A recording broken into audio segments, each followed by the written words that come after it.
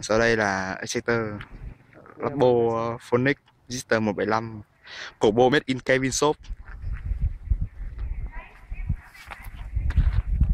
Đây.